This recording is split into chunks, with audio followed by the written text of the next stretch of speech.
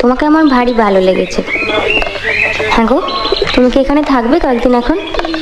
যদি না তোমরা তাড়িয়ে দাও। থাকলে বেশ ভালো হয়। ওই আলমারির কোনো ইংরেজি বই আমি পড়তে পারি না, তুমি থাকলে অন্তত পড়ে শোনাতে পারো। আচ্ছা, এই যে বললে বিহারীবাবুর সঙ্গে তোমার বিয়ের কথা হয়েছিল, হ্যাঁ, সেটা হয়নি বলে তোমার কোনো আফসোস হয়নি? ও মা, আফসোস হবে কেন? ভগবান যা করেন মঙ্গলের জন্য। তাই বুঝি? এই যে বছর না ঘুরতেই বিধবা হলাম, সেটাও মঙ্গলের জন্য?